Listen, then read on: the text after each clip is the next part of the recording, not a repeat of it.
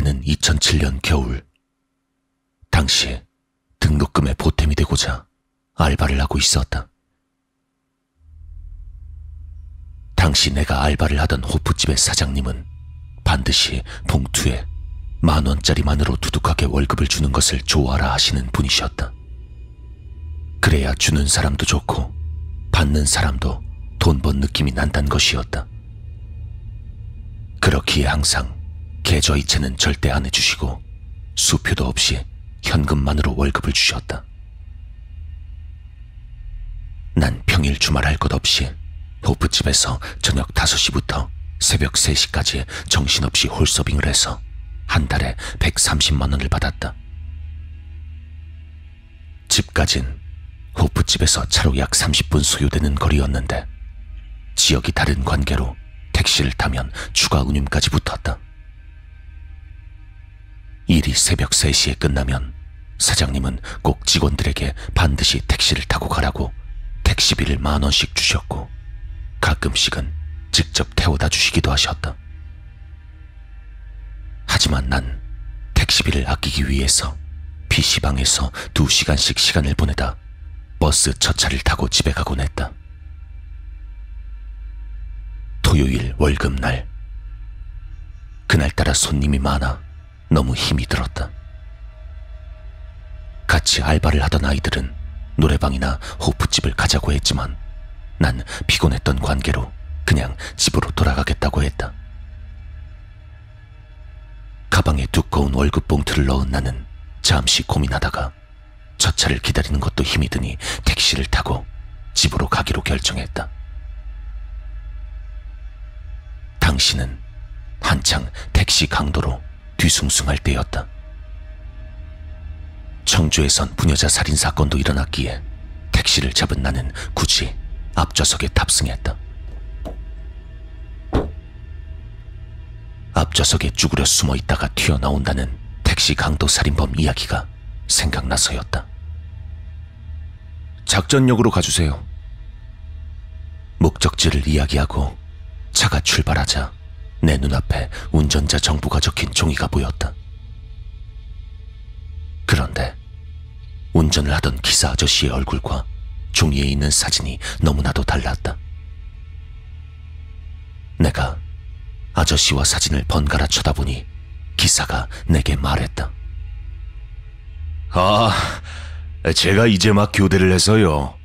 아직 그걸 안 바꿔놨네요. 뒷면에 저 있어요. 정말 사람 좋은 얼굴로 웃으면서 말씀하셨다. 그러고 보니 운전자 정보 뒤에 종이 한 장이 더 끼워져 있었다. 그 말에 조금은 안심이 되었다. 게다가 운전자 정보에 있는 아저씨는 험악하게 생긴 반면 지금 이 차를 운전하고 있는 기사 아저씨는 깔끔하고 말쑥하니 눈도 아주 선하게 생기신 분이셨다. 적어도 나쁜 사람처럼 보이지 않았다. 하지만 그래도 경계를 늦추지 않았다. 가방을 단단히 쥐고 눈을 동그랗게 뜬 채 정면을 주시하면서 길은 똑바로 가는지 누가 합승하진 않는지 보며 신경을 계속 곤두세웠다. 별일 없이 집에 가까워지자 안도감이 오는 동시에 피곤이 밀려 들어왔다. 고개를 아무리 흔들어 봐도 계속 졸음이 쏟아졌다.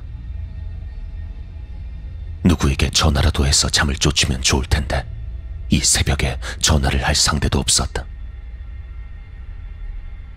결국 난 깜빡 졸고 말았다. 얼마나 지났을까? 깜짝 놀라며 잠에서 깨어 창밖을 보니 처음 보는 풍경이었다.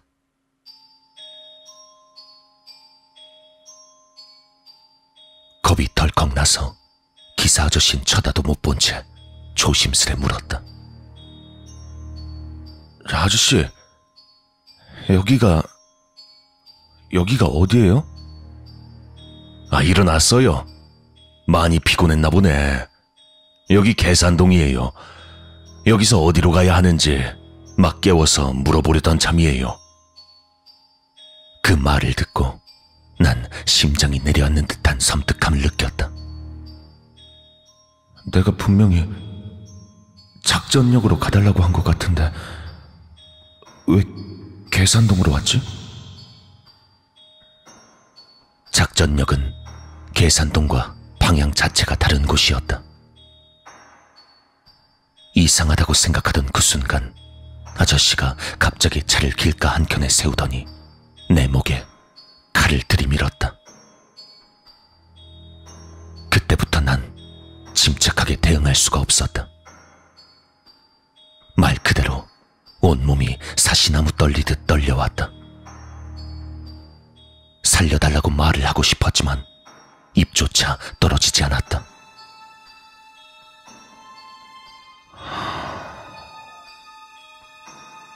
몇 살이야? 살려주세요. 아저씨 제발요. 제발 살려주세요. 난 필사적으로 살려달라는 말만 반복했다. 너무 무서워서 제정신이 아니었다. 학생이야? 아니면 회사 다녀? 난 살아야 한다는 마음 하나로 두서없이 마구 이야기를 내뱉었다. 어딘가에서 듣기로 강도나 살인범을 만나면 주절주절 자기 이야기를 하라고 했던 게 생각나서였다. 예, 학생이에요. 대학생이요.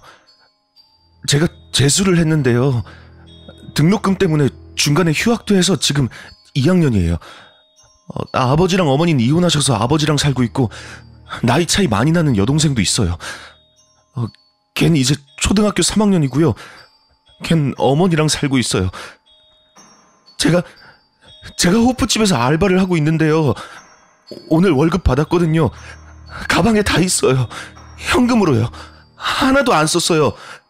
제발 살려주세요, 아저씨. 정말 쉬지 않고 그런 말을 내뱉으며 살려달라고 빌었다. 아저씨는 그런 나를 변화없는 표정으로 가만히 보고 있었다.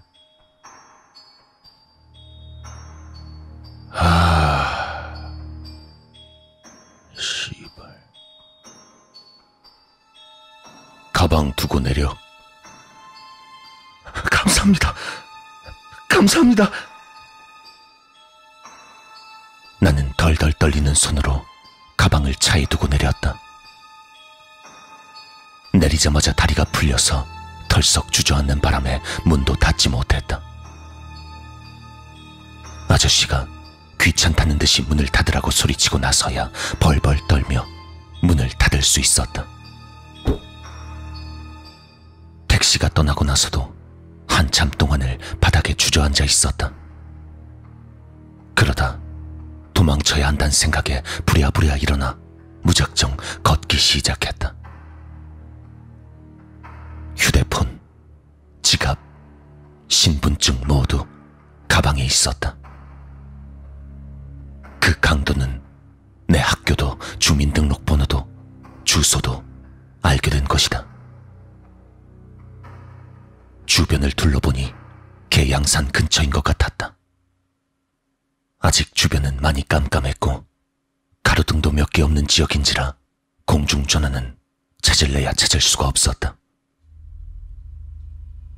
그렇게 한참을 걷다 보니 경인여대가 보였다. 난 다급히 경인여대 쪽에 있는 공중전화로 뛰어가 수신자 부담으로 아버지에게 전화를 걸었다.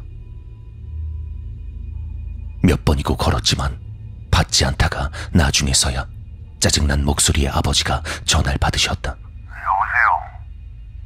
처음엔 장난 전화인 줄 아셨다고 한다. 내가 횡설수설 상황을 설명하니 아버진 부랴부랴 경인여대로 날 태우러 오셨다. 난 빨리 집에 가고 싶었고 너무 무서워서 신고를 하고 싶지도 않았지만 아버진 곧바로 계양경찰서로 날 데려가셨다. 내가 신고를 한 걸 알게 되면 어쩔까 하는 생각에 경찰서에 가서도 제대로 말도 하지 못했는데 경찰은 자기들이 보호해 줄 테니 마음 놓고 말해도 괜찮다고 이야기해 주었다. 난 그 말을 믿고 강도의 인상착의 및 나눈 대화까지 모두 다 말했다. 가방을 통째로 줬다고 하자 오늘은 집으로 가지 말고 가까운 친척네로 가는 게 좋겠다고 했기에 아버지와 난 경찰차를 타고 김포에 있는 고모네로 향했다. 그리고 3일 뒤 두려움에 떨며 고모 집에서 아무것도 못하던 그때 경찰서에서 연락이 왔다. 범인이 잡혔다는 것이었다. CCTV 증거가 있기에 내가 가서 진술이나 확인을 할 필요는 없다고 했다. 그리고 나중에서야 경찰이 아버지에게 진실을 알려주었다.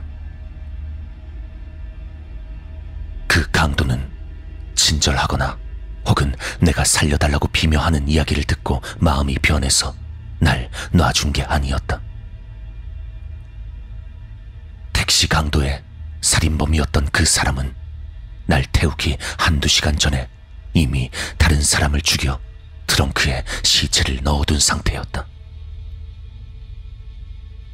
택시는 트렁크에 LPG통이 있다 보니 둘을 넣기 힘들 것 같아 일단 인적 없는 곳에 날 내려줬단 것이다.